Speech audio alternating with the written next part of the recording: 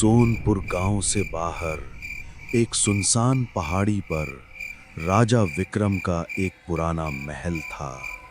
दिन में वो बस एक पुराना खंडहर लगता था, लेकिन जैसे ही सूरज ढलता उसकी दीवारों में अजीब सी चमक नजर आती और महल से खौफनाक चीखें आने लग जाती। गांव वाले शाम ढलते ही कभी उस तरफ जाने की हिम्मत नहीं करते थे। गांव में सरपंच का बेटा मुकेश शहर से आया हुआ था। जब उसे सरपंच ने महल का हाल बताया तो वो मन ही मन हंसने लगा। वो ऐसी बातों पर विश्वास नहीं करता था। उसने मन ही मन गांव वालों को इस भ्रम से छुटकारा दिलाने का सोचा। एक रात वो महल की तरफ चल पड़ा। थोड़ी देर चलने के बाद वो महल के जंग लगे लोहे के दरवाजे के सामने खड़ा था। अचानक हवा के साथ दरवाजा अपने आप खुल गया और ठंडी हवा के एक झोंके ने उसके शरीर को महल के अंदर धकेल दिया।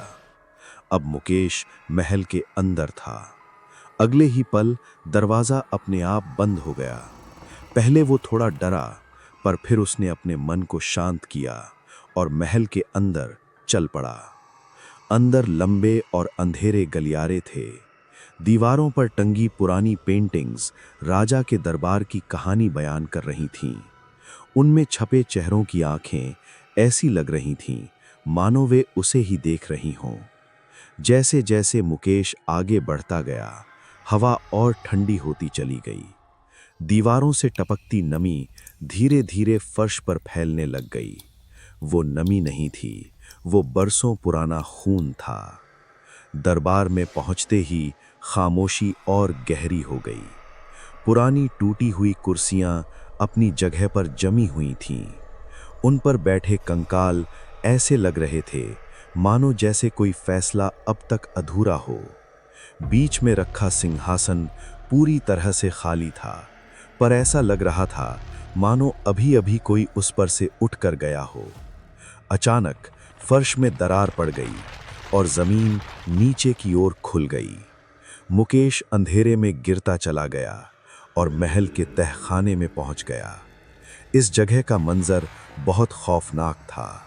दीवारों से बंधी देहें, अधमरी लाशें और कंकाल सब अपनी मौत की कहानी बयान कर रहे थे। किसी तरह तहखाने से निकलकर वो एक शीशों के कमरे में दाखिल हुआ। वहां चारों तरफ दर्पण ही दर्पण थे। हर दर्पण में राजा विक्रम का चेहरा दिखाई दे रहा था। किसी भी शीशे में मुकेश की परछाई तक नहीं थी।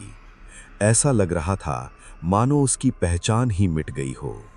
अचानक एक एक कर शीशे टूटने लग गए। उन गिरते टुकड़ों में अब राजा का नहीं, मुकेश का चेहरा दिखने लगा। शायद महल ने अब अपना नया राजा चुन लिया था। सुबह होने पर गांव वाले मुकेश को ढूंढने महल की तरफ चल पड़े। महल का दरवाजा खुला पड़ा था और अंदर सिंहासन पर एक नई आकृति बैठी थी, जिसकी आंखें खुली थीं, चेहरा स्थिर था। वो मुकेश था जो अब राजा विक्रम बन चुका था।